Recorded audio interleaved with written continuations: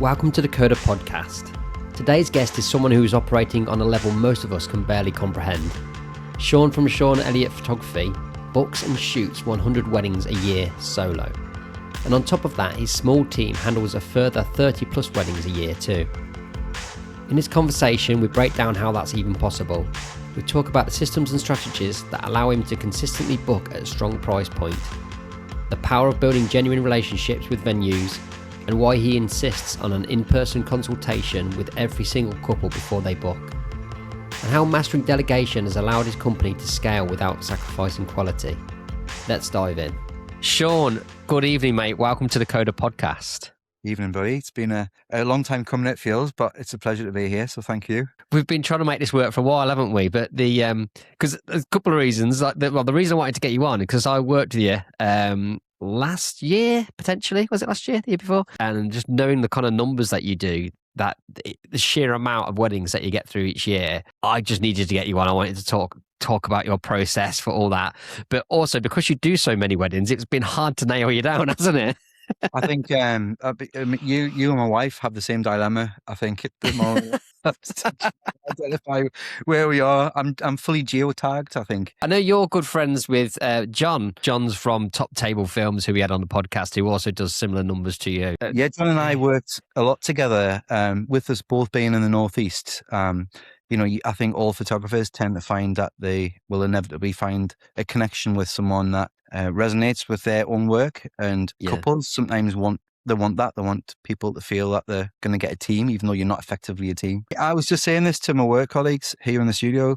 I felt quite uneasy in the last few months because I think part of what you do defines who you are in many ways. And when you've got a period where you're kind of in a bit of downtime, you kind of get a bit anxious and nervous about what you are as a person, who you are. You kind of almost need to recalibrate internally and as well as your work. So I'm looking forward to getting back into the state of flow. But this year is a good year as the last since COVID there have been, and COVID for me was definitely as it was for many a kind of a strange time, and I still feel to this day we're feeling significant echoes of that, and the outcome of the way the world is in the wedding industry, I think, is a bit of an echo to what happened through COVID. Right. Okay.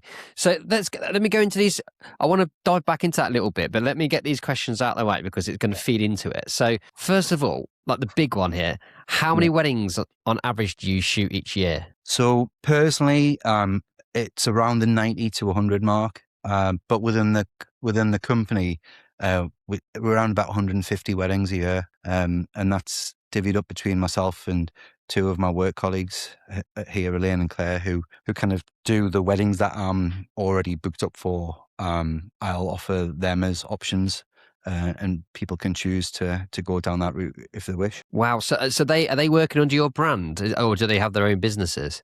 They are freelancers, but they work under my brand. And the way I've set this studio up, and actually I'll go back to the very beginning of this. So I was, as many people, a single individual just shooting weddings. And one of my clients came in for a consultation, but she brought a chaperone, and the chaperone was a girl who had just finished her degree in photography. And on departure, she basically left and said, "Oh, have you got any jobs?" And I went, "Not sure." But she came in, and I asked her to do a bit of editing, and then she got to the point where she was more than capable to be thrown out into the wedding world. And that just kind of evolved. And she's been doing this now for 15 years with me, but she is her own individual. She does her own weddings as well, but she does a lot for me. Wow. Okay, because that's really interesting, isn't it? Because I think a lot of us have had this situation. I know I've had where there's so much, you get so many weddings on similar dates, don't you? We all do. Even if like we're looking for just like the smaller amounts that I want, which is like 30, there's still often dates that I could book. I feel like I could book them 5 times over. Yeah. But I just hand them out to some of my friends and stuff. But then there's always that thought like there's money on the table there, isn't there? So if you're thinking just wider, you could potentially, that's money you could bring into the business. Of course. I mean, but finding someone reliable is the hardest bit though, isn't it? That's willing to kind of like shoot for you. Well, I think finding someone reliable is something that you have to nurture over a period of time. And she, for years, was pretty much just doing editing for me. it was kind of, I remember that time where there was a wedding that I couldn't shoot, but the couple were keen because I offered them Elaine, and Elaine was, oh, I can't do this, can't do this. But it's a confidence thing. And once you do your first wedding, suddenly you've got the confidence you need. And then that evolved again to having another girl, Claire, pretty much come in under a similar premise. And then and now I've also, and this is where it gets to the point where you have so many weddings, logistically, it becomes almost a full-time job in its own right to then facilitate and manage those weddings and administrate them. Yeah. And then I had to bring in another individual just to manage the bookings and manage effectively the studio. So I have Anna, who manages the studio and looks after all of us. Wow. Okay. So this really is like, this is a proper company. This is like the next step from what most of us do. I'd say most of us in this industry, photographers and videographers, we're sole traders, right? And then we are literally we're doing every element of the business. But you've brought others in to kind of bolster your kind of output. But are you happy to go into the numbers of this? Because this is my thing. I'm really nerdy about. No, that's fine. So how much do you charge per wedding? So on average? I'm 2,200, and that's been an incremental thing, as many people. But I think for me to facilitate the weddings that I do within the area that I do, anything beyond that then means I have to go out the area to chase the budget. So that's a comfortable zone for me. And my photographers are £400 cheaper than myself. And that I always feel slightly uncomfortable about that, because I don't ever want couples to feel that they're getting any less value. But the reality is that my name's on the brand and people by default know me. And it is sometimes a bit of a hard sell when they're emailing me for a date that I can't do. But I have got an email that's pretty open, and I'll say, look, these two amazing photographers work with me. I hate calling them assistants, because they're more than assistants. They're photographers in their own right. And, they've worked with me now for over 15 years. I've shot loads of weddings under my brand, but lots of weddings under their own brand.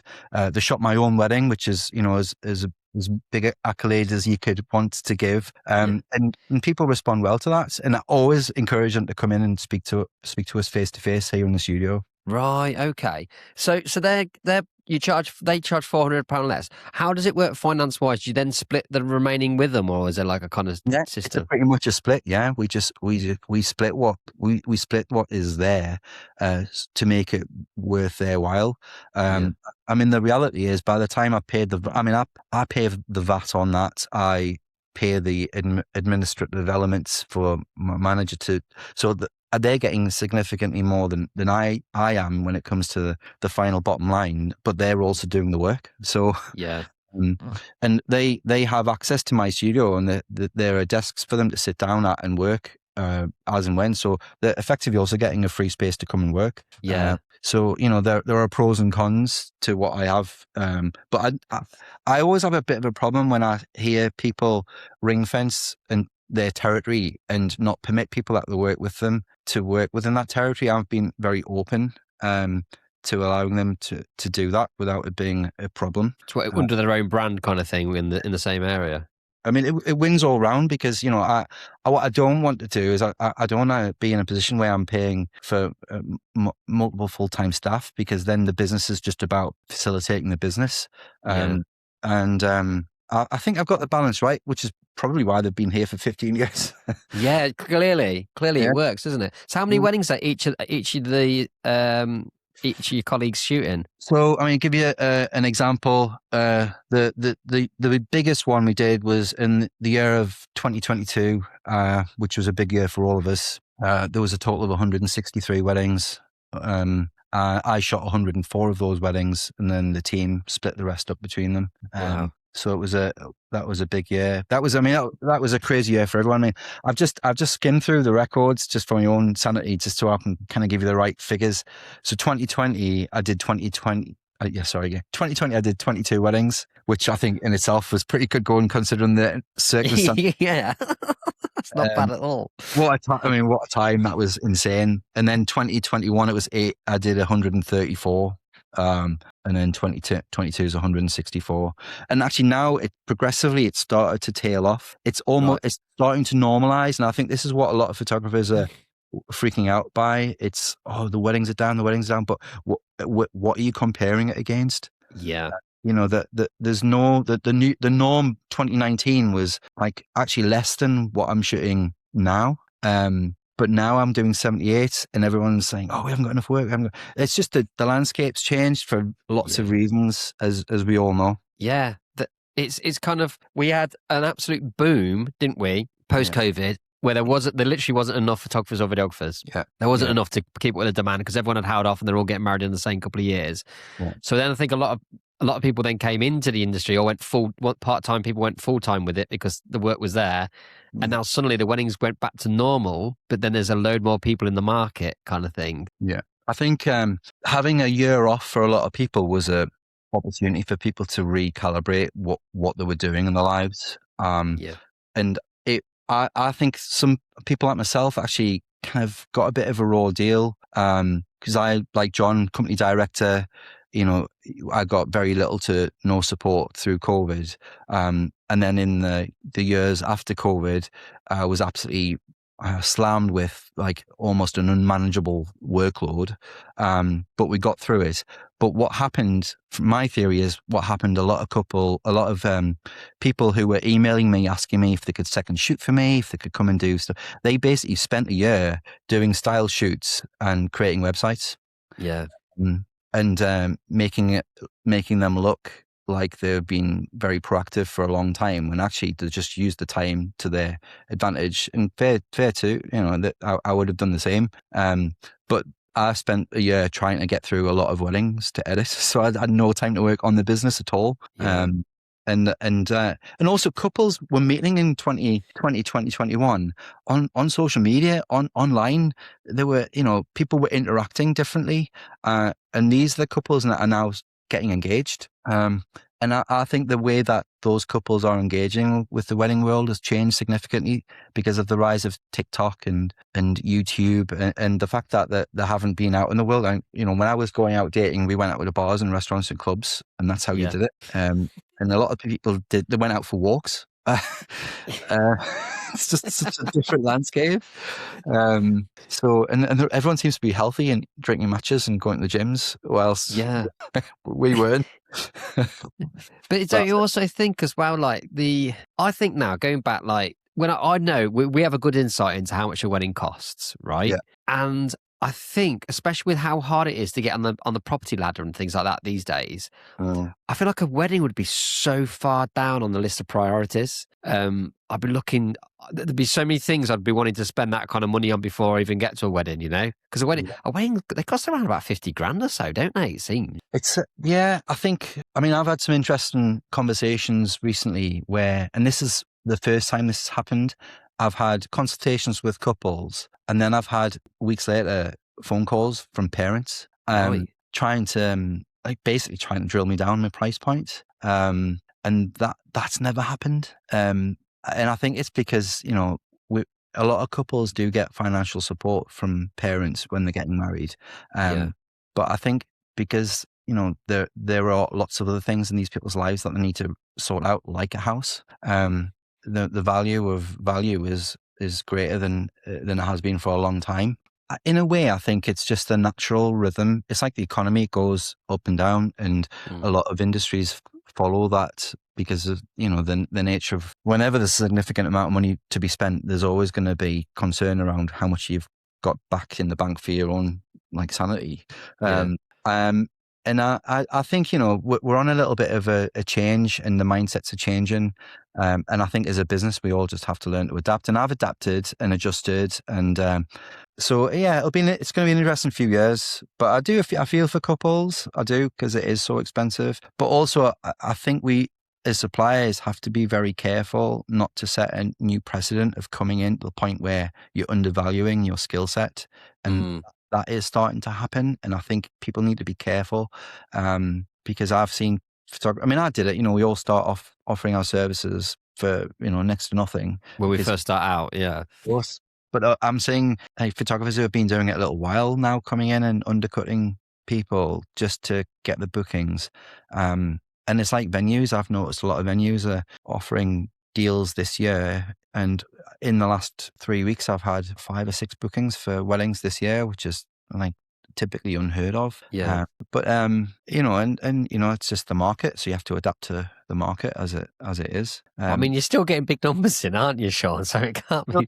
But is it? You mean relatively though? Like your numbers, even though they're massive, are still they're like down on year. Yeah, I mean, I haven't had the likes of, you know, I've got 102 weddings in the business this year. So I am down. But you know, there's a lot of photographers would be very happy with that.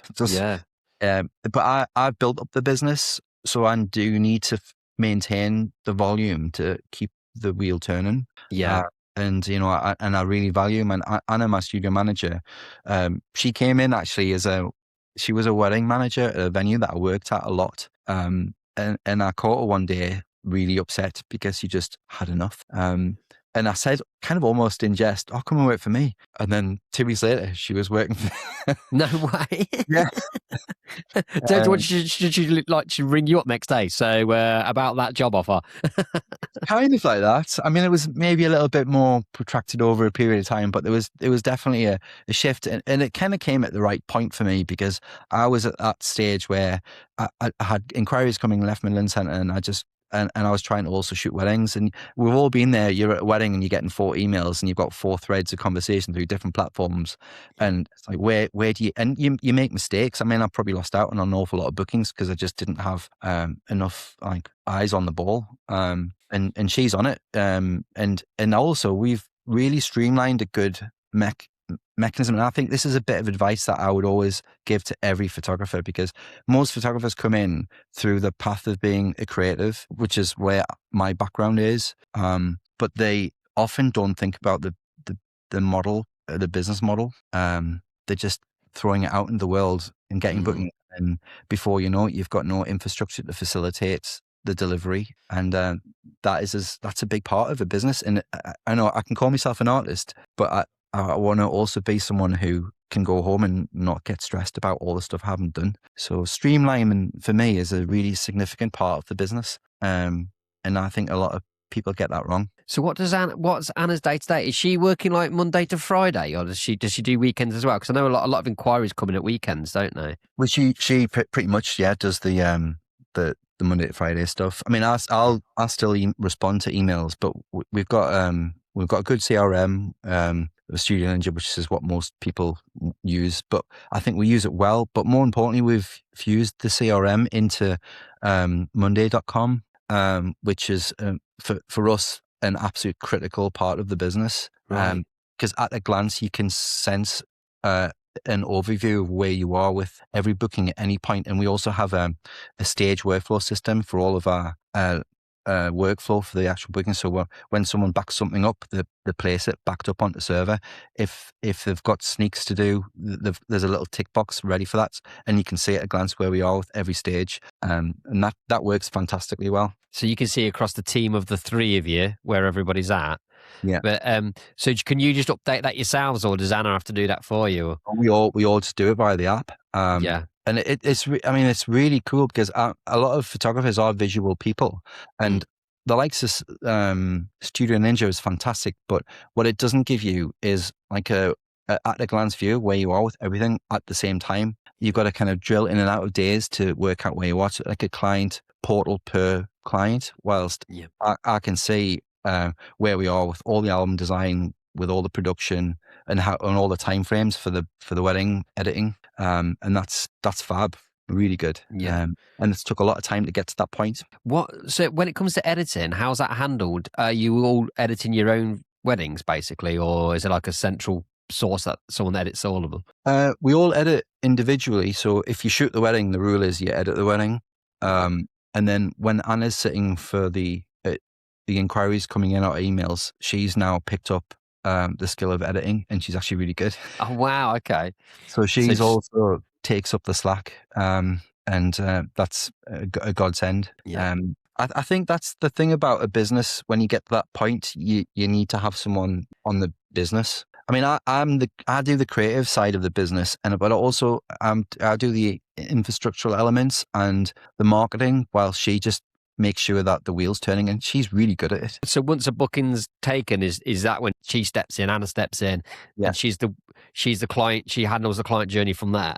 Yeah. I mean, I'm not going to give her details about her personal finance, but if you're employing someone and you're paying them 40 grand a year, you just got to then suddenly make that something that's going to allow your business to grow beyond 40 grand to make it worth your while. But also there's the added value of having someone that does that. So on a Friday, if I haven't got no wedding and I need to go home to be with the family, I can do that without losing out. Yeah, the business is still ticking over constantly, no matter whether you're shooting or not, basically. I mean, there are years she probably earns more than me, Yeah. but, but the reality is it allows the business to keep going and growing, and also gives me some time to be a dad and a husband and be a human being. Yeah, and that's important. But when you're shooting amount of weddings you're doing, I bet that's hard. It's hard to get that balance. It is hard to get the balance, and I've been very lucky, but also very much aware of building and maintaining really good working relations within people within the wedding industry. So I think I'm a recommended supplier at 23 venues. Really? And and a lot of that comes to it's my secret sauce, just first being a nice guy, and not annoying people, and also putting myself out and offering my service to those venues for free. On occasions is a business move. If they've got an event or a showcase, or they're looking for some room shots or food shots, I'll just do it. If I can, and actually quite often I'll do that, and later down the line they'll ask me to come back, but they'll pay me. So it's it's win-win. It is a win-win. And there's a lot of photographers out there that give their time away too often, but to the wrong people. And I think you've got to value yourself at the same time as allowing your business to look like you're going to support other businesses. Absolutely. Like that, I think it's critical advice actually. Like venues are where it's at. Like if you can get on a recommended supplier list, it's worth its weight in gold. Like getting myself on a recommended supplier list launched my video business because I was a photographer before and I wanted to switch over to video. But like I was basically starting again, but I got on one recommended list and all the weddings from that one venue were enough for me to actually switch over then to video from photo. But so with you got venue recommendation, where else are you getting your bookings? Because the sheer amount that you get, like what the channels that you're getting them from? Well, it's very much like John. If you shoot 100 weddings a year, you've had 100 weddings where you've had exposure to 100 plus guests per wedding, and that in itself is going to perpetuate a natural momentum of inquiries coming in.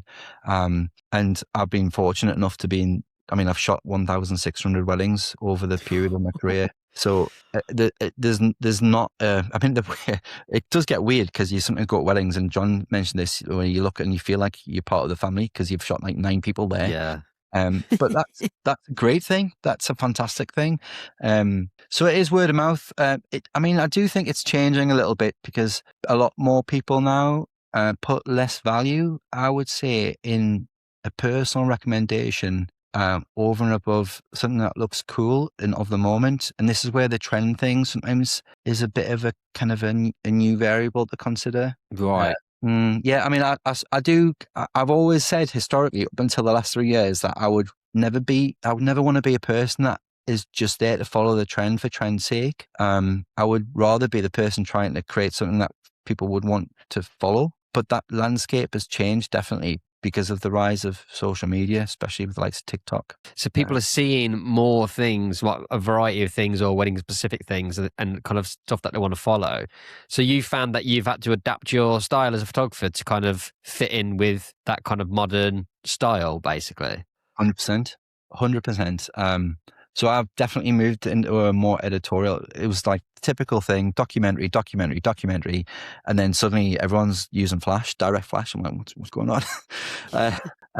But then again, I've pivoted on the business a number of times over the times that I've been in business. And this is just another pivot. And actually, I think it's a cool one. So I think you've just got to be pivoting pretty early on to take advantage of that change. I do find it strange, though. I think there's going to be a shift again in the not too distant future because at the moment that social media, I'll give you an example. I get Pinterest boards from brides saying, "Oh, we've done the Pinterest board for the vibes that we," and out of the 10 Pinterest boards, they're pretty much all the same pins. Really? Because everyone's following the same. It's like a flock of birds. It's murmuration. Everyone's kind of basically moving in the same ebbs and flows. So you're being exposed to similar things, but because you're just looking through your screen, you feel like the only person in the world that's found that image. Yeah. And I always say to couples, I'm more than happy to look through the likes of your Pinterest, but you're better off focusing on being in the moment, so I can capture a moment of their moment rather than something that's a replica of something else. And, I'll take some essence of the trends that are going on out there and adapt and create some images. But yeah, I think there will be a bit of a backlash to this in 3 to 4 years, but who knows? I'm no expert. Yeah.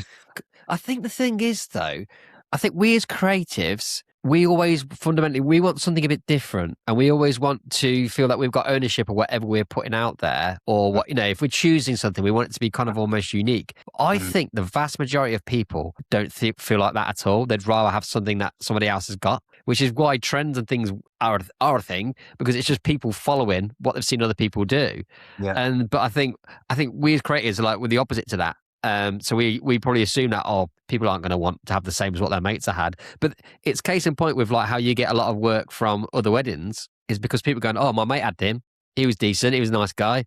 We'll have him as well." Do you know what I mean? Whereas I imagine for me, I remember when we were picking our photographer, I was like, I don't want to pick one that my mates have had. I don't want to be copying my mates. But I feel like that's that's not the norm. Yeah. I've had this conversation with a few photographers who, there's a lot of people that, have approached me because they've recognized the fact that I've had a lot of wedding bookings, and a lot of people want to be in that position, which is understandable. But they'll go, "Oh, I see you've shot at this particular venue like 6 times in a row. Like, how do you still find fun and creativity in that process?" But in that situation, I have actually been in situations where I've literally been at the same venue 5 consecutive days. But every day I feel like a little tiny bit better at that venue, because you're almost, for your own creative sanity, trying to create something that's unique and different to each and every moment. And by the end of it, you've literally found every nook and cranny and every opportunity to create an entirely different body of work every single time. And that's the fire in my belly, because I never want to get bored. Because if you do, the day you start feeling like you're getting bored is the day you need to reevaluate whether it's the right thing for you to do. Because, like you say, as a creative, you don't ever want to be bored. No. And you're doing your couple a disservice if with our kind of mindset. If you're bored, like, we're out of it, aren't we? Like, because I'm kind of like, I'm 100% in or I'm 100% out of things. Like, there's no middle ground. And if I'm bored in something, my fire is gone, my kind of passion is completely gone, and that's when I know that I'm not going to be doing work that's worthy of my couples what they deserve, basically.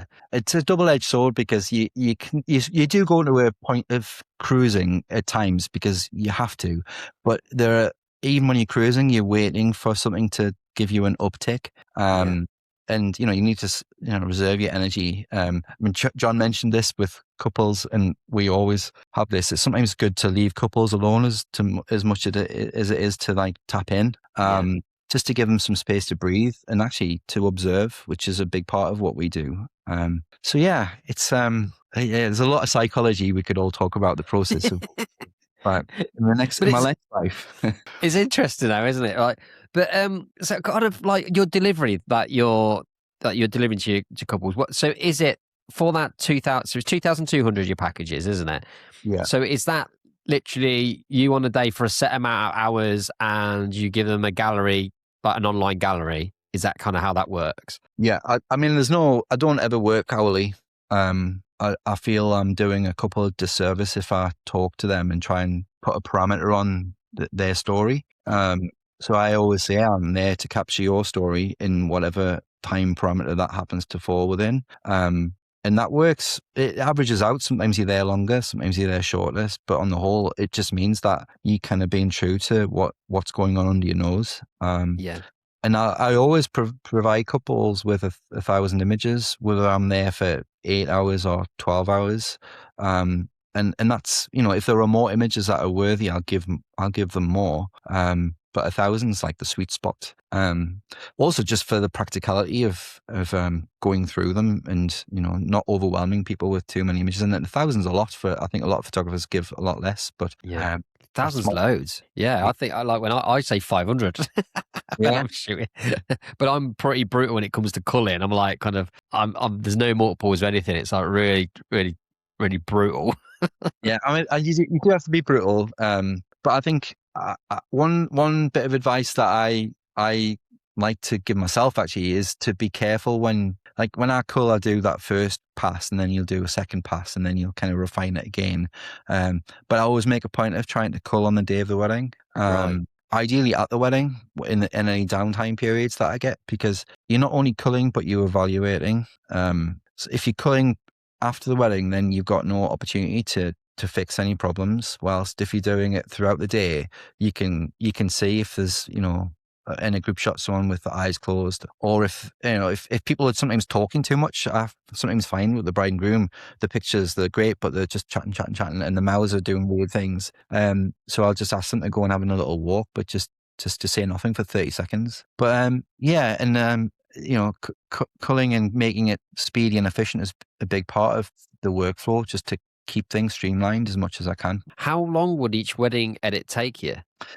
Me personally, I can, if I'm focused and I've got no distractions and I start from 9 a.m, I can finish a wedding at 9 p.m. at night. Really? Would you put those hours in? Would you put 12 hours in editing on a day? No, that's the rare thing. Yeah, I was going to say, but if you had to, the back was against the wall, you could on average, I can get a wedding and I can do it comfortably with gaps for oxygen and caffeine within a matter of 2.5 days.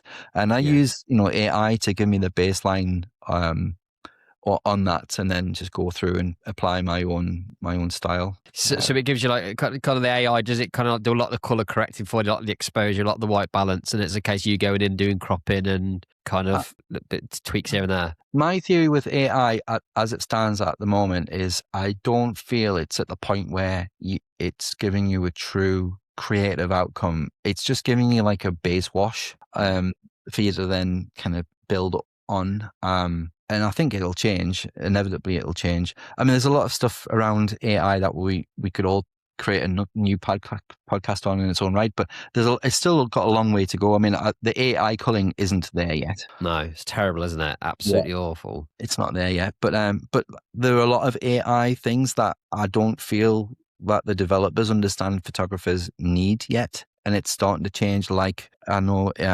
Aftershoot of it started to work on the ability to get rid of fire exit signs just by default. Oh, nice. So, that would just be something you almost type in as a prompt, and then it's just remove them from any times that it's there without you having to do any work, which is great. And just leveling it. I mean, I always think sometimes the difference between a really good picture and an exceptional picture is whether there's any messy things around the edges of the frame, which is where you then have to go and crop in manually. AI has blatantly the ability to go and work that out at the moment, but it just hasn't mapped it into its algorithm to produce it. Won't be long though, will it? Because I feel like the AI kind of like what I see Imagine and Aftershoot, like with the color, doing the colouring, that just appeared out of nowhere, didn't it? It wasn't. We didn't have any slow build up to it. It was just suddenly. And the same with like the content like removed from Photoshop and which is now in Lightroom. That just was there. Suddenly, like people's jobs who were like, I know there was one bloke in particular, a lot of my photographer friends used for those trickier Photoshop jobs when you needed something removing or whatever. His job was pretty much ended overnight with like that. And there'll be something else. There'll be something else within our space, within our realm of video and photo that will come out overnight, and we're like, oh my god. It's like this whole. It makes our job easier, but then it means the barrier to entry drops as well, which is kind of frightening a little, to a certain extent. Hi, it's Rue here. Just interrupting the podcast to tell you about the Coda membership. The Coda membership is for filmmakers who want to level up their work and join a supportive community. You get access to an ever-growing library of online masterclasses by some of the UK's best wedding filmmakers. On top of that, you'll also get free access to our Coda workshops that are taking place up and down the country. These are hands-on days where we share, critique and improve our work together. You get online access to all of our conference talks, and if you've been struggling to get hold of tickets to our sellout conferences, with the membership you now get first dibs. So come and join us so together we can learn, grow and connect. Visit Coda-conference.com or click the link in the description below.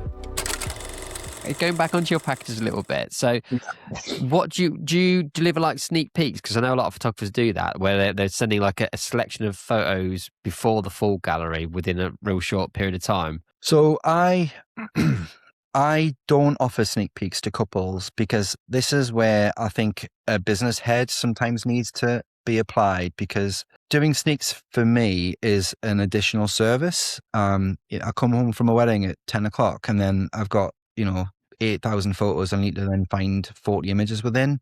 And if I'm doing sneaks to get something for them the following day, there's another 2 to 3 hours of my life really. So I charge for that service. And I'm very transparent with couples from the outset. They'll say, do we get images quickly? And I'll say, look, I can give you, you can wait the normal turnaround time frame, which is 12 to 16 weeks with a maximum of 20. But if you do want anything faster, I do a sneak service and it costs an extra £200 and you get 40 to 80 images within 24 hours. And they're like, okay, cool, we'll add that on. Do many take you up on that?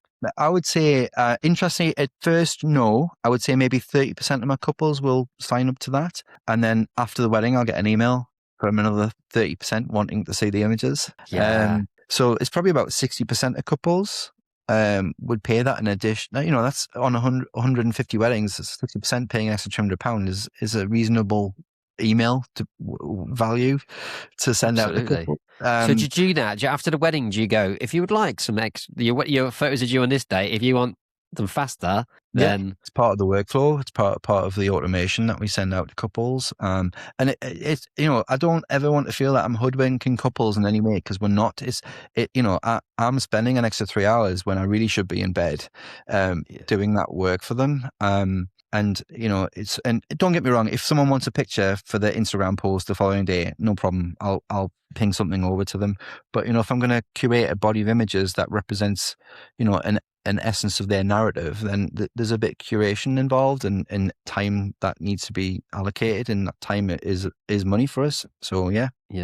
It makes complete and utter sense, because like you said, especially the numbers that you're doing as well, you've got to be very careful with your time, haven't you? Because it has to be allocated to the right places to keep the ball rolling on everything, because there's a lot of moving parts really. And especially when because you're not just thinking of yourself here, you've got like your colleagues that you've got to.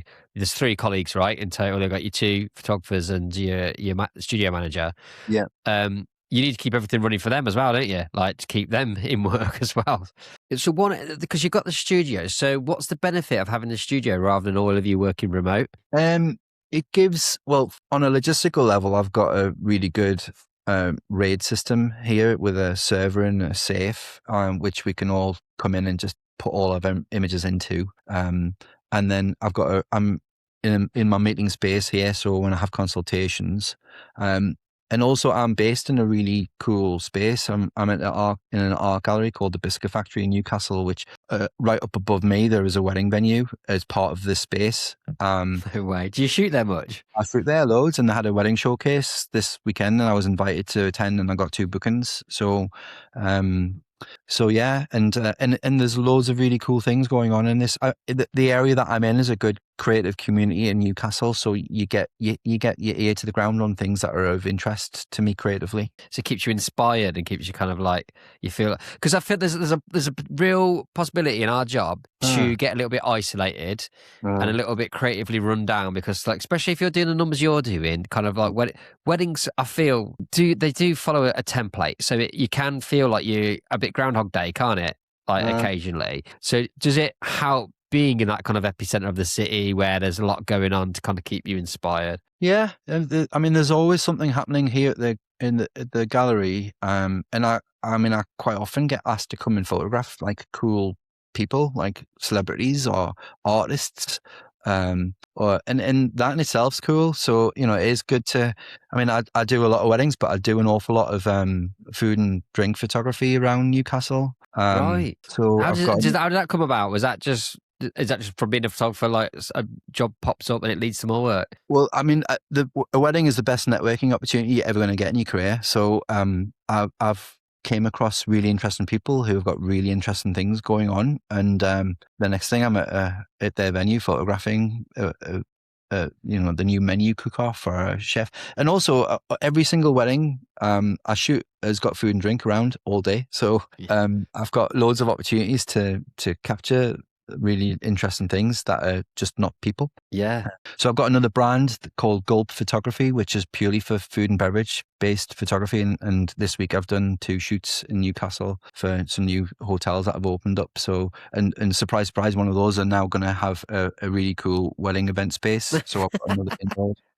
Wow. You have to keep your fingers in many pies in this job. And I think if you kind of go down one tunnel too long, you will feel isolated. Yeah. So how do you market Gulp? Is it Gulp, did you say? Gulp Photography, yeah. Yeah. Gulp Photography, yeah. How do you market that then? Or is it just word of mouth? That is word of mouth. I don't actively push that. I don't market it. It's just passive because I don't have the time to do that full time. But I think my retirement plan probably will be to do that full time. Yeah.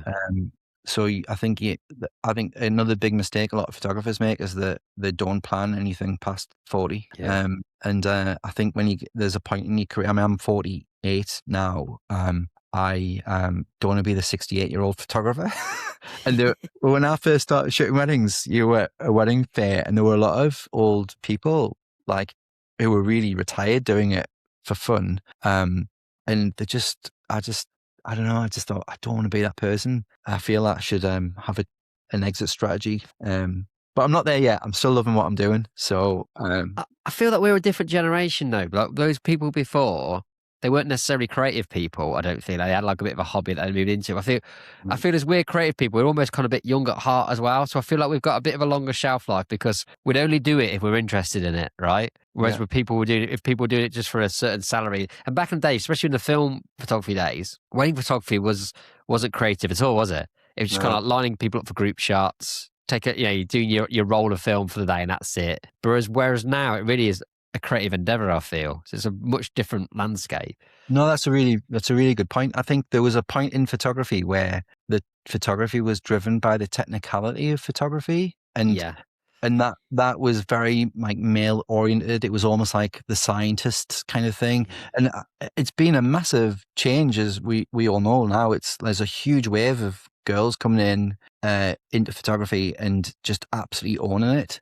And I think the stigma of I think a lot of that was because in those days there was still a lot of film photography going on where people had darkrooms and chemicals, and it just scared the bejesus out of a lot of people. Whilst now we've got a digital darkroom sitting right under our nose, so it's less scary. The knock-on effect of that is it's a lot slower in video. So I say this in pretty much every podcast, that I work with predominantly female photographers because I think that's mainly what's out there. I think it is majority female in the wedding photography space.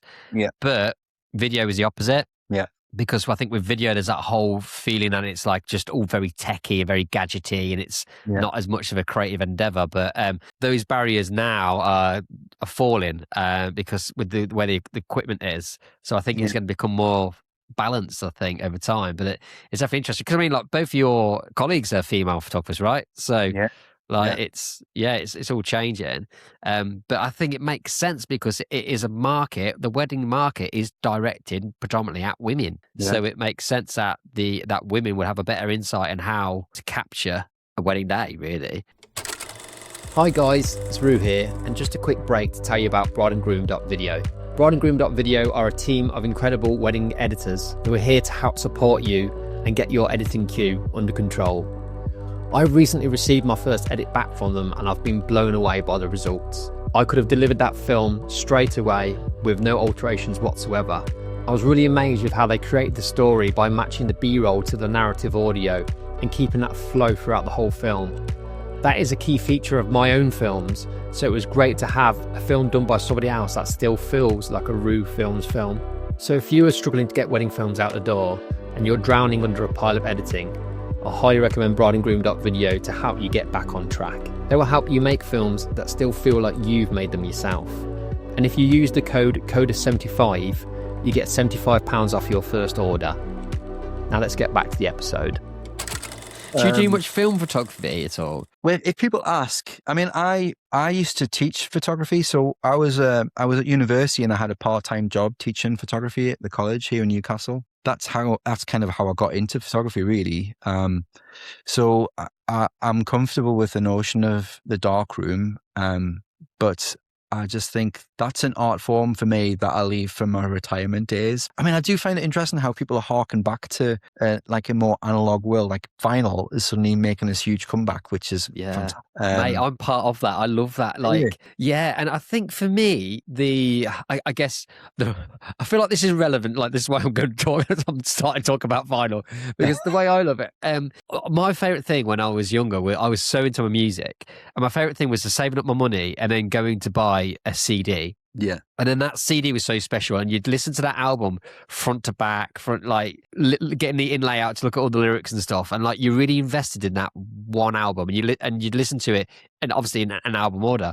But I feel that's all been lost with like Spotify, because you can just pick and choose what you want. So I rarely listen to a full album now. I'm listening to bits of one artist, and like I'm listening to a mix, and I'm not really appreciating this art that an artist has made, because an album is so considered, isn't it? Like the kind of track listing, all those kind of things. But I feel like vinyl is taking me back to that experience. It's making me commit to one artist, one album, and listening to it from front to back, how it was intended to be listened to, rather than just cherry picking songs from it. But the fact that it's got like it stops, you have to flip it over halfway as well. That creates a new experience, because it's like two halves. It's like two chapters of this story, and it gives the album a new feeling when you've got like an ending which is what would normally be halfway through. It's like and then flipping over to another one. It's almost like listening to two different albums sometimes, which I've found amazing. Like, and I've loved going back through and finding my favorite albums and rebuying them in vinyl and going back through that experience again. I've absolutely loved it. I bought my 10-year-old a record player just for that, just to give him an opportunity to understand how music should be kind of focused in on, and to kind of bring this back to what we do. Again, I do think there's going to be a shift going forward, because this massive rise of people wanting content creation, whereby you're getting lots of little instant snippets.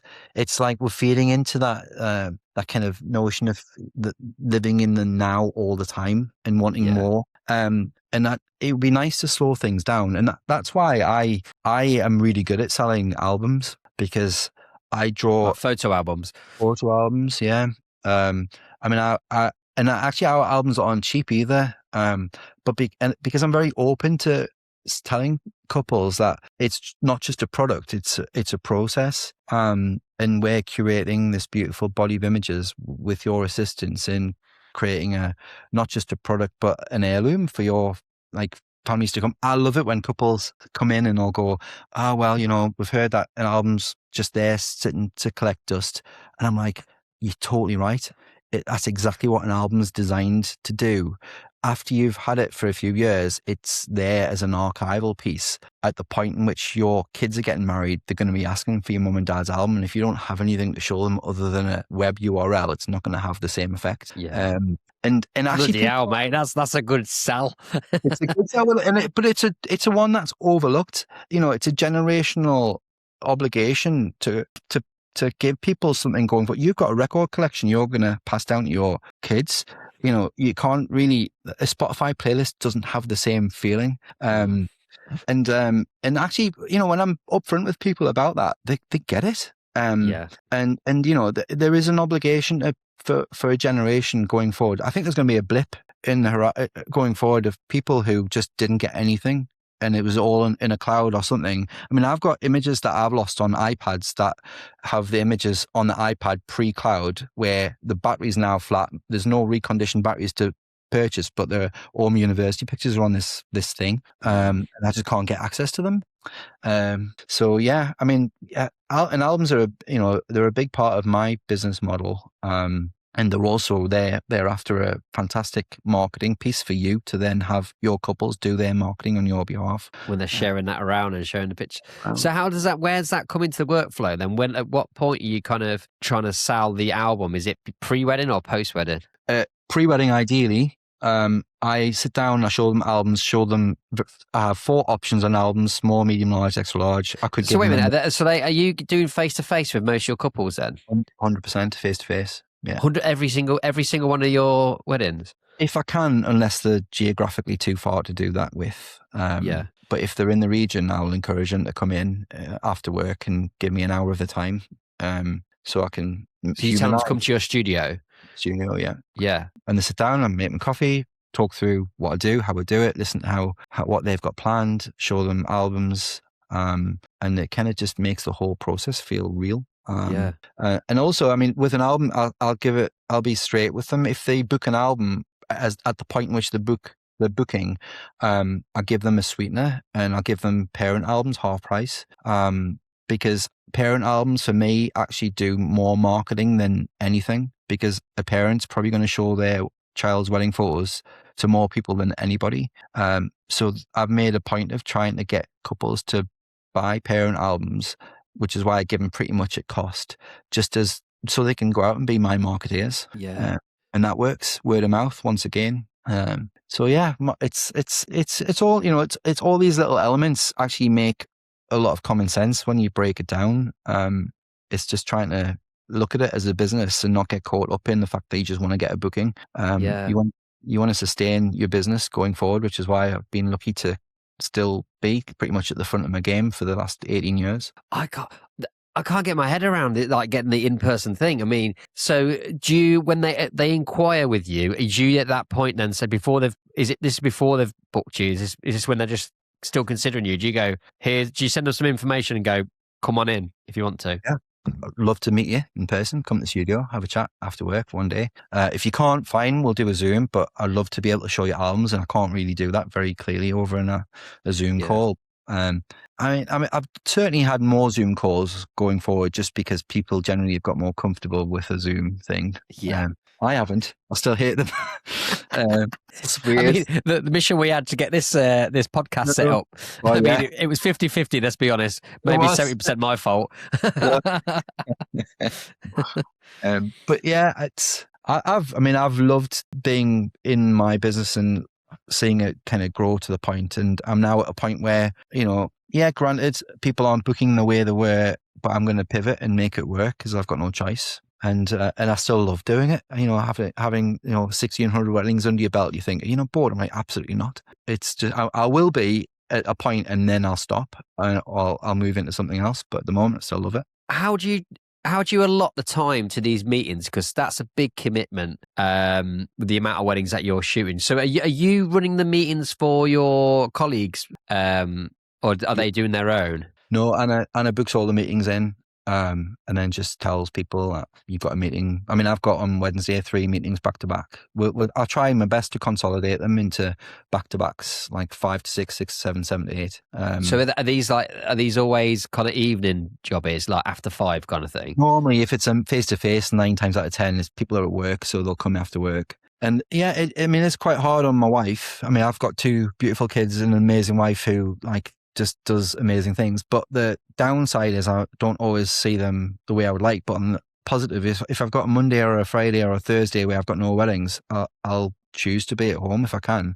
And Anna's here spinning the plates in the business. Yeah. So it works in ebbs and flows. I get the luxury of pretty much taking my kids to school every day in the morning, dropping them off, and if I can pick them up, I will. And then back to the office for meetings.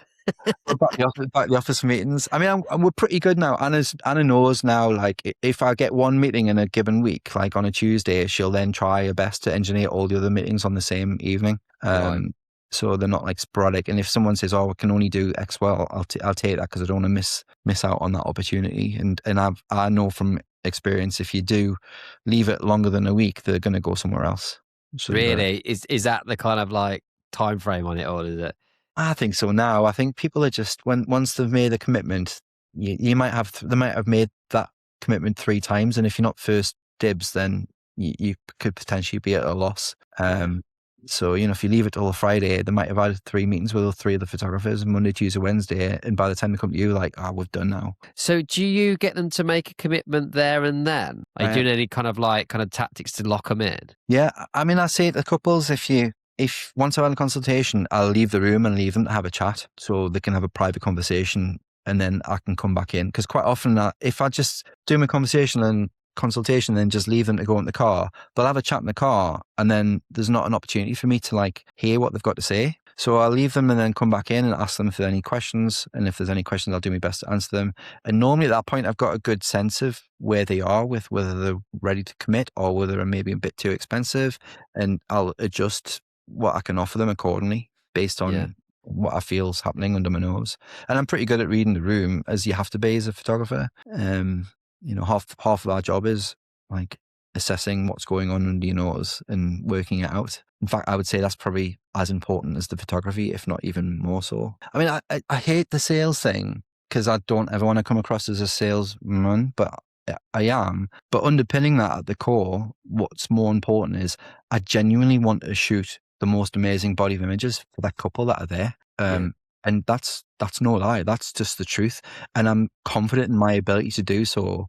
And this is the thing that I do often say to couples, if they were to monetize their wedding hour for hour, their wedding's going to cost them like £2,000 an hour on the day. And I'm so experienced now, I don't need them for any longer than 5 minutes at any given point in time. I don't want to take £2,000 worth of their wedding time away from their guests. And I can say that confidently because I'd never want to overcook a wedding because I don't need to. I know what I need and I know what I don't, and I know how to play it. And that just comes from, I feel with my ability with photography, I'm at the state of flow where I can play the piano without the music. I don't need to kind of look up and work it out. It's just there. I mean, I noticed that when we worked together, you had a system, and it was even like where you did group shots. It was a case I've never seen anything like it. The way you split the people up and you got through it so fast, and it was just, there was a structure, and you almost got a group shot of pretty much every set of kind of people that would possibly be required, and just flew through it, and it was a beautiful thing to see, like especially coming from like being a photographer myself before. Like that was the one bit a day I feel like used to drag on way longer than it should do, from my perspective. I feel like I've devised the most effective group shot system that you could possibly have, because I know from experience that after my group shots, I hear people saying, the photographer's really good. I was like, how do you know? You haven't seen any of the photos? But it's more about the way in which I'm conducting myself, because there's an expectation of you as a photographer to do some things and step up and do it well. And then the other times you want to be invisible. And I've learned the art of stepping up and gathering up the people in a manner where I can get them on side, but do it effectively, efficiently, quickly, and well. And then everyone's leaving saying, oh, the photographer's amazing. I'm like, actually, what you're saying is the way in which you curated and gathered up the logistics of that process was amazing. And I'll sell it to couples as a USP. I will never take any more than 15 minutes to do every single group shot you want, and I pretty much nail it every time. I mean, I did a wedding with 900 guests. I was like, there's a wedding and a half in terms of group shots. It took me about 20 minutes to get them all done. And it's just you have to allow you to then be the creative. So what is your process then? I mean, I've experienced it in real life, but for our listeners and viewers, like, can you break it down? Yeah. So always start with everyone. If the couple say we don't want a shot of everyone, I says, well, actually, I need to do everyone because that's my opportunity to inform people what I'm doing. And then I'll tell people, ladies and gentlemen, I'm going to do a big group shot. Once you're officially no longer required, I will state you're officially whittled and you can be whittled out of the scenario. And I'll do everyone. Then I'll do the bride and groom with just the non-family members, so the friends can then go and peel off. Then I'll do all the bride's family, and then I'll remove aunties, uncles, and cousins so they can peel off. Same with the groom's family. Then I'll end up with the immediate family, and then I'll whittle the parents down, do parent combos, sibling combos. Then afterwards, I'll do the bridesmaids and groomsmen. And then if there's any specific shots of, Auntie Susan or my old, horse riding instructor or anything like that, they can just wave a hand at me and I'll do it there and then. But it means that when I'm finished with them, no one is wondering and nudging each other and saying, does he need us? Do we not? Do we go in? I don't know. I clearly state to people that you're no longer required. Please go and have a food and drink. I think I get a lot of positive feedback from the wedding venues, and actually this is, I think, one of the reasons why the wedding venues recommend me, because I'm not encroaching on their professional obligation to the couple to deliver canapes, food, drink, and a good experience, because I've got it all wrapped up pretty sweet. And that's, you want the venues to be on side, and I mean, there are times where, you know, it's like when the rain's against you or the wind or whatever. I mean, I had one scenario we were talking about today where I did all the group shots and then I did that system I've just devised. And the bride was like, "Oh, my grandma wasn't here." I was like, "Where's your grandma?" She went to walk the dog. I was like, Walk the dog. went to walk the dog. So she came back and I was like, "Okay, I'll get a shot of you and your grandma." She went, "Oh no, I want her in all the pictures." So I had to do all the combos again with grandma. I was like, oh. Anyway, it's fine. We did it. That's the one flaw to the system. Yeah. If grandma goes for a dog walk, then you're in trouble. Geo tag significant family members now, put an air tag on them so I know where they are. That's but, you know, rare, at least. It is. I mean, that was a one-off scenario, but doing it effectively, the thing that's nice about that is it then gives you time to do the good stuff. Yeah. So, you know, you get more times with the couples thereafter, and it gives the couple a chance to then be with the guests and breathe, not knowing that they're not worrying about the fact they've got all this thing to come into. Yeah. So yeah, well, thanks for highlighting that. It's always nice to see that. I mean, I've thought about that process long and hard, and I feel like I've got it off nicely now. And interestingly, with regards to that, I never ask for a couple to give me a group shot list. Never ever, because whenever they give me a group shot list, it tends to be like David, Jack, Susan, Fred, and I'm like, who are these people? And I was like, oh, my mum and dad, my brother and my sister. I'm like, okay, well, parents and siblings, that's all I need to know, and I'll do that anyway. And my process will engineer that by default. Have you ever had people request a group shot that you didn't get? I think yes, but that's only because of family dynamics maybe being like less conventional. But I do request for any kind of non-conventional things in the wedding form that I send out. But at the end of the day, I'm a human. You know, I'm not always gonna have like every little bit of information about all weddings in my head at all times. I do my best. But on the whole, 99.9% of the time it works well. Yeah. I mean, like, even no matter what the system is, there's always going to be things that slip through the gap in there, especially when I've had it before where the bride on a day said, we don't want it wasn't the stepmom. It was like, they weren't married, but it was her, like, the girlfriend of the dad. She said, we don't want her in the pictures, but we don't want to tell her. Can you tell her? Oh, no, yeah. Oh my God. Yeah. So how was I going? So in the end, I was like, right, I said to him, I'm going to do one with her in, just delete it. I'll then do one with her not in, so you've got it without. But like, I'm going to do one with just to keep the peace on the day, because I also don't want people thinking it's me. That's not fair to put that on me. You're totally right. And sometimes I get a request where, my brother's girlfriend's new. Can you put her at the end of the photos so we can crop her out if they don't make it till the next month? And actually, I do that, but they don't know that I do that. It just means that there's an option there if that case plays out. Yeah, because I've had that after the fact as well, where people are asking me if I can remove someone. To be fair, now easy. They probably do it themselves though. As well. It is easy to. I mean, it's almost. This is my concern. It's maybe a bit too easy, and I don't want the whole world to know how easy it can be, because then I'll be asked to do ridiculous things. Yeah, so. You could have bring grandma back in easily. You would have not had to do them all again. If you are still delivering your wedding films on a USB or struggling to find a sleek, professional way to showcase your work, it's time to upgrade your delivery experience with VidFlow, the ultimate online gallery for wedding filmmakers. With VidFlow, your couples can watch their wedding films in stunning quality on any device, including their TV, making it easier than ever for them to relive their best day with family and friends. Plus, with custom branding, easy downloads and cloud backup, you get a premium, hassle-free delivery solution that makes you look as professional as your films deserve. I've been using VidFlow for the last year, and my couples have been amazed by its slick interface, especially on their TV. It's like having their very own Netflix of their wedding films. You only pay for what you need, and each of my 4K galleries only cost me about £15, and they stay online for 10 years, so it's a complete no-brainer. Join thousands of filmmakers who have already made the switch, and try VidFlow for free by using the link in the description. Take your film delivery to the next level. Now let's get back to the episode. I feel very blessed to be where I am now, and I feel that I've got to say my name is the name that's on the website, which I don't have, by the way, because I've never needed a website, luckily. But the team around me are the magic sauce to the success of where I am. And I would encourage anyone not to feel too terrified by the notion of having more people on board. I mean, there are lots of people I know that do outsource things, but also bringing people in to create a sense of like a community as well is a massive part of what I've got here. It's a big thing, and it's worked so far.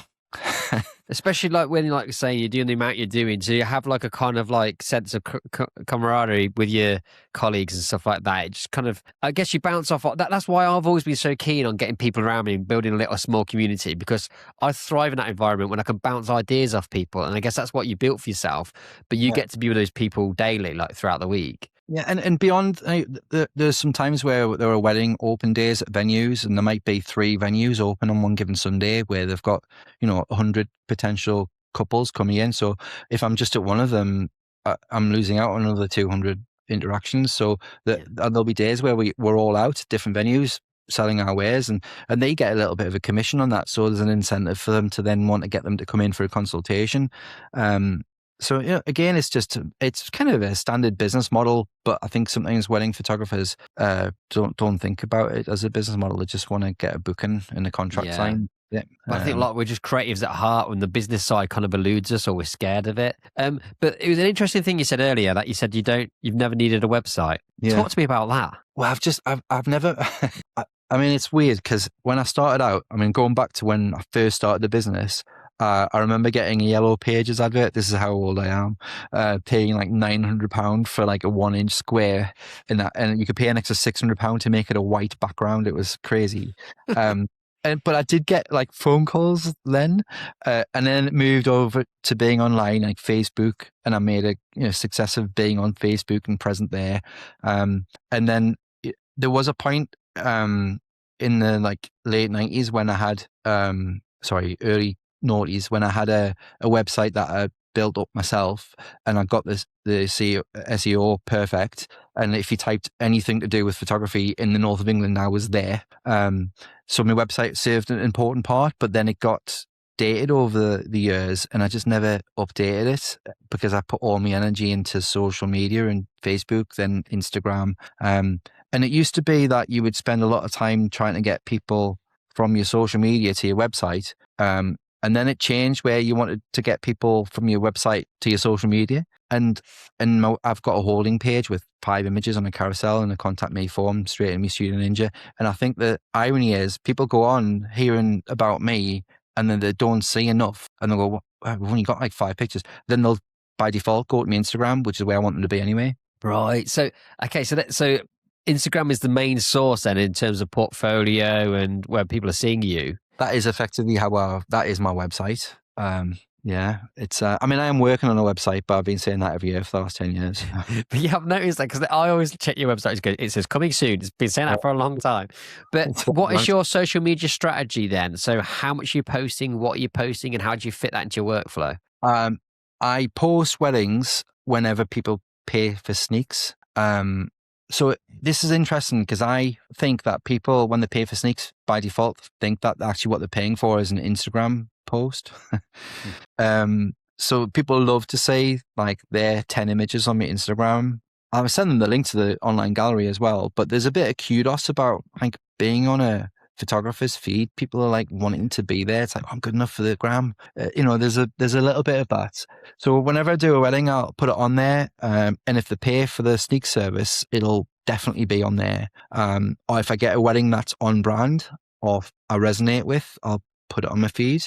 But it also doing it the way I have done it, also kind of mitigates any problems that I might have where couples email saying, oh, we're not good enough for your Instagram because we're not on the feed. And if that happens, I'll just tell them, well, the feed images are paid for it. So, so it allows me some means and mechanism to navigate like that tricky conversation, which, prior to me doing that, I used to have, but now I don't, because if they want it, it's there. And if it's not, then it's not. Simple. So if they have paid for it, they're on, no matter what. So you're not curating it, because I know the key thing you hear over and over is that you need to curate your feed and you only need to show the kind of weddings you want to shoot. But if they've paid for a sneak, no matter what, even if it doesn't align necessarily, you're putting it up. No, but if it doesn't align, then no, won't necessarily be on the feed.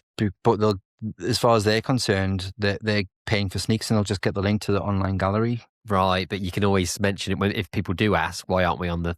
I'm on there. So Yeah. it sounds a bit sneaky, but I do think now you've got to be so careful with you get what you show without a doubt. So if I'm doing 7 weddings in a particular venue, or venues that are on venues that I want to kind of, they aren't attracting the client base that I need from, I'll be careful about what I show, because you have to be. I mean, recently as venues opened up that within a 3-hour drive where I am, and if I post too many of them, I'll be driving 3 hours every weekend. I don't want to be doing that. No.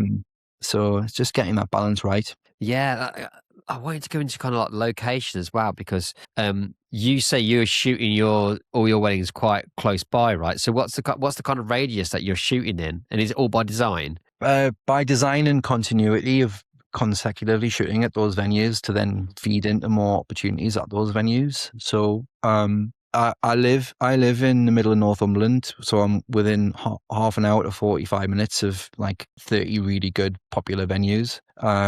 So my sweet spot is to get to a venue and back home with an hour's drive either way. And if anything takes me beyond that, great, I'll do it. But based on what commitments I've got around any given month and date. So I don't really do weddings abroad, although I have done. And if an opportunity arises, I'll take it. I did a lovely one earlier last year in Denmark. And it was only for 6 guests, and they wanted me there for 2 days, and it was fab. But I did have to leave at 7 p.m. to get a 4:30 a.m. flight to then start another wedding in Northumberland. So, yeah. Oh my god, that's the reality of your life, isn't it? That was super stressful, and I never want to do that again. But the guy who was getting married, this is weird, this story. I got an email from a guy, lovely guy, who emailed me to state that he'd love to book me for his wedding in Denmark. It's like, fantastic. And I looked at his email and I was like, that email somehow feels familiar. And I typed in the email. I was like, oh my goodness, that email is actually the honeymoon hotel we stayed at for our honeymoon in Bali. As it turns out, this guy owned the hotel we stayed at on our honeymoon in Bali. And by sheer fluke and coincidence, he's booked me to shoot his wedding in Denmark. Oh my god. But he's got lovely hotels in Indonesia, and I was like, I really need to get in with this guy. This would be a really good. But he was so nice, and he's a hotelier. He knows quality hotels, and the place that he got married in the south of Denmark was absolutely fantastic and stunning. So I took it on because I knew that it was a business opportunity, because it could lead to other opportunities. So albeit I had a lot of stress getting from one country to another, I pulled it off, and I had my photography team on standby in the event of anything going wrong with the flights. Yeah, of course, because you got those people there. Yeah, it makes sense. Like, you can make those big bold moves, can't you, when you got a team around you? Yeah, and couples absolutely love that, because there's, especially through COVID times, people were loving the fact that if I got COVID and was illegally allowed to work, there was 2 other potential backups to then slot in. Give people a lot of peace of mind, and even to this day, it's good peace of mind. If I break a limb, you're still going to have a really capable, competent shooter on the day. Have you ever considered changing the name, or would you always want to keep it your name, so it's kind of like you are kind of like the higher end of the brand, and then it's got the team around you? I've evaluated that and tried that, and I've just not gotten around to it. Yeah. Just keep it. Nothing's broke. Don't change anything. Yeah, it's clearly working. I do feel guilty because it is my name on the door, but the team are like more than capable. So I do something. I do have a bit of guilt around that, because they are amazing. Maybe one day, but it is my name, and everyone knows me now up here in the Northeast. So, I've got to kind of acknowledge that in what I do. Especially when a lot of businesses word of mouth, like the name is now part of that, so it needs to kind of stick, doesn't it? Yeah. I mean, I have pivoted. Like we do now offer content creation as part of the business, and that's under a different brand, but under my brand. And Anna, who manages studios, that's her little kind of thing. So whenever I'm shooting a wedding and they want a content creator, Anna has an opportunity to get a little bit more cash and and also get paid to do my social media, which is even better. Yeah. So that content creation, then does that go onto your social, the content creation side of your brand? It's all on their socials. Yeah, it's an add-on to my services, and it's becoming quite popular. So so people are booking that independently from the photography, but also as part of my photography service. It'd be a fool not to take that opportunity, because it's basically a skill set that I already have. It's just having another body there to then map to that skills and provide a service. And what's getting delivered from the content creation side of things? You get like 400 clips within 48 hours, and then some reels, and then I get lots of good content as well from it. So it's like effectively covertly I'm getting couples to get my content captured, but I've got so much content now, I just don't have time to post. Yeah. So how would you who's editing that? Is Anna editing that for you? Anna, she gets paid a fee to do the job, and I take a small cut of that, but it's an ever growing thing, and as we all know, it's changed. It's snuck in on everyone. Yeah, but you've jumped on there. You've got such a good business mind, Sean. For a creative, you're clued up in that respect as well. So it's like you're a double threat.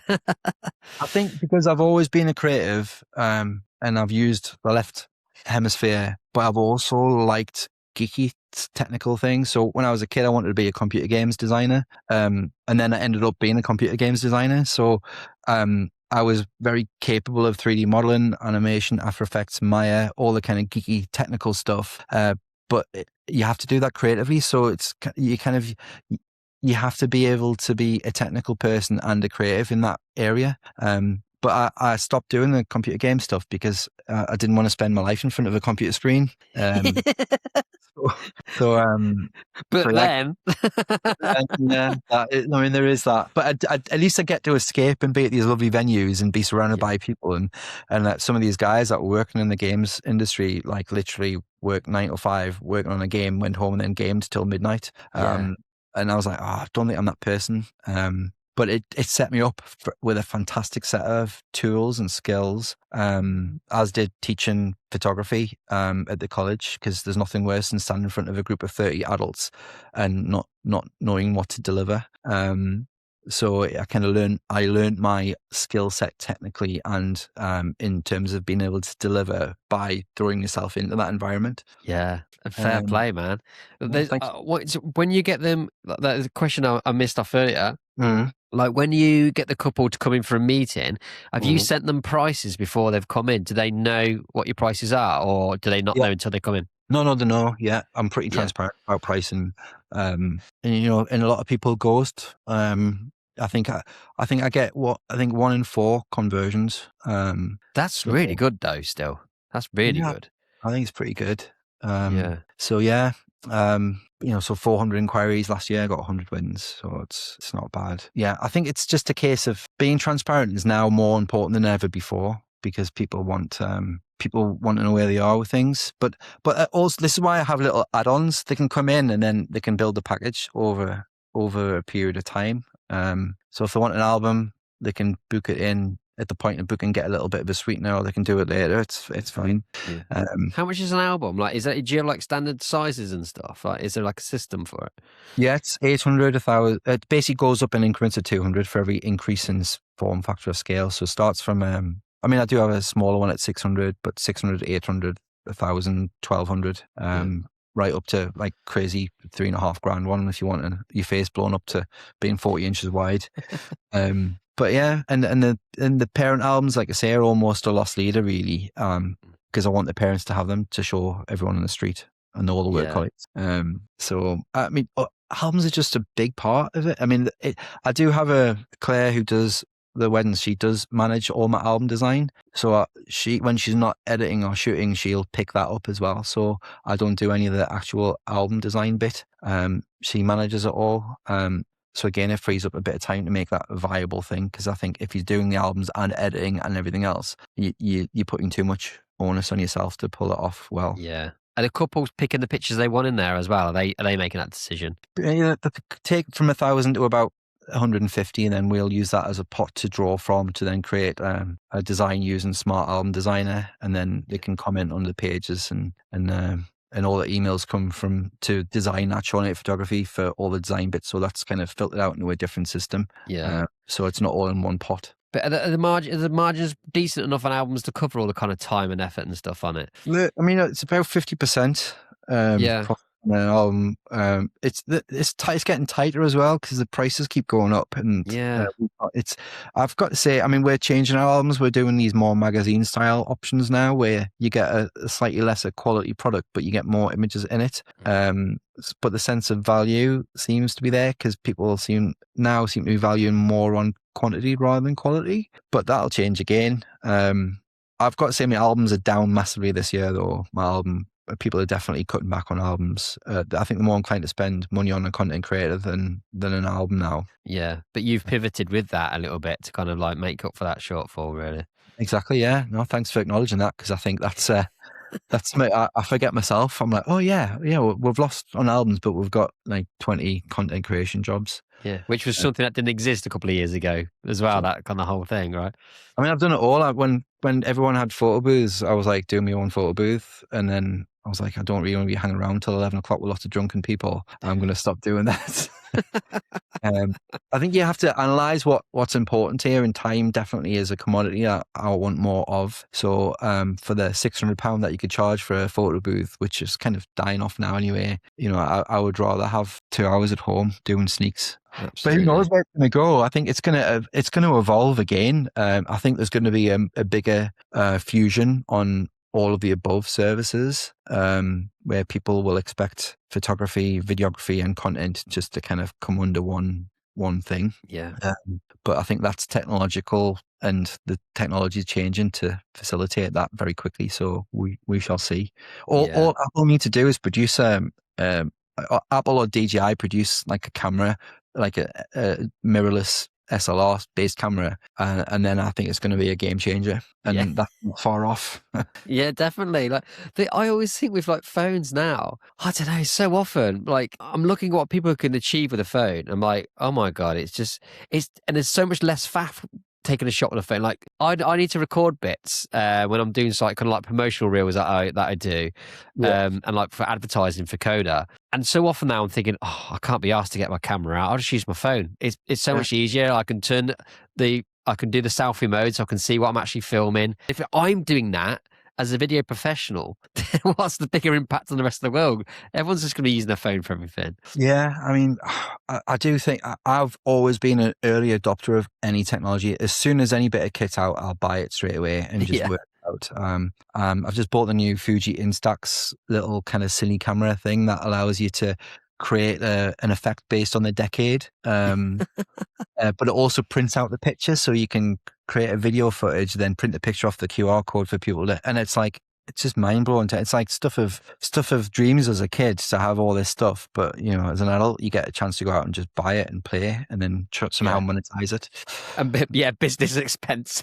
Monetize it. Yeah. There was a story you told me when we met at Elevate, and it was in August.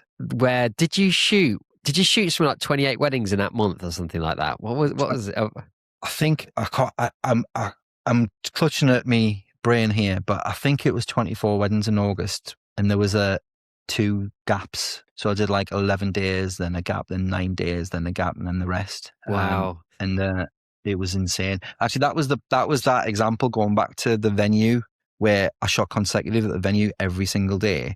I mean, I basically stayed at the venue, and it was really interesting for me because I did think, oh, I'm going to get fatigue here, but because I was so consistently there, I forced my hand to come up with something different and new every time. And by the end of it, I was like, oh my God, stick me in a cardboard box and do 10 weddings, I'll come up with 10 different outcomes.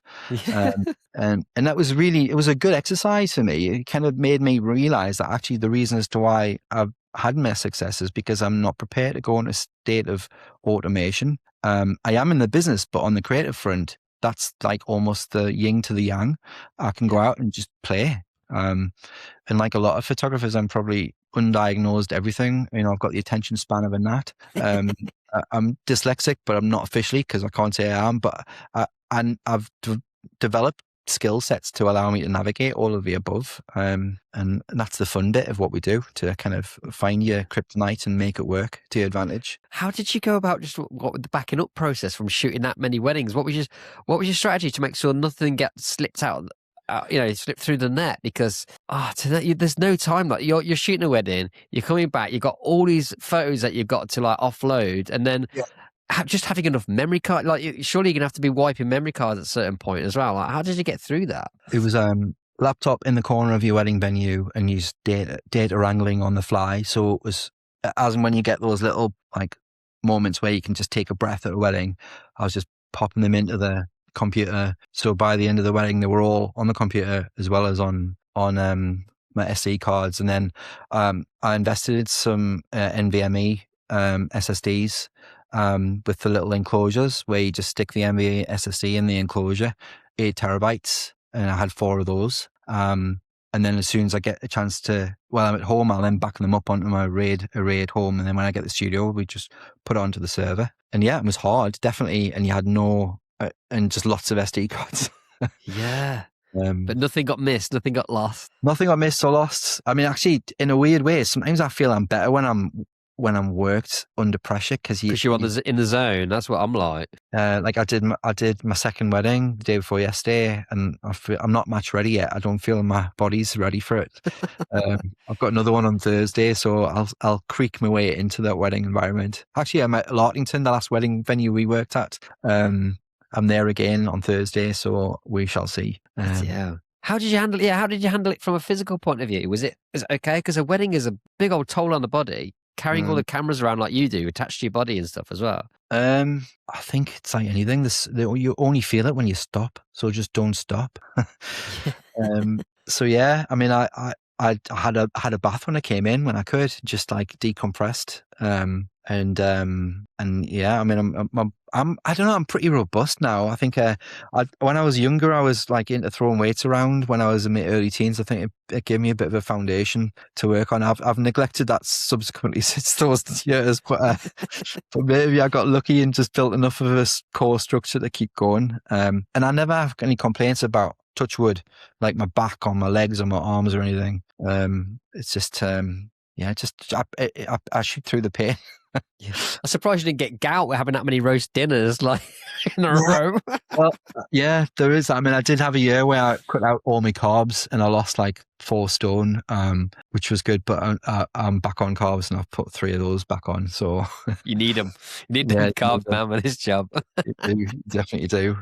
But yeah, it's fun. I enjoy it. I'm enjoying it, and I'm looking forward to what's going on. And I'm going to this conference in London in a couple of weeks, which really inspired me last time, put a fire in my belly.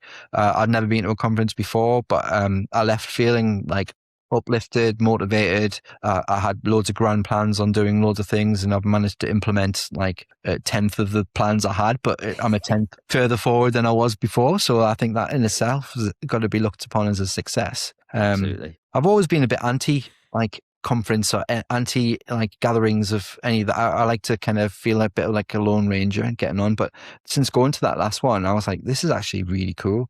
And I think now more than ever before, people are really open to share knowledge. There's not as much gatekeeping as there was, and that can only be a good thing. With Coda, that's what I wanted. I wanted to create a sense of community. I wanted to get people together, because bouncing ideas off people that's where we grow. If you're just in isolation, like you get in your own world, and you're not aware of what's going out there, then you just don't develop. You're just hoping that what you're doing and the path that you're treading is the right one.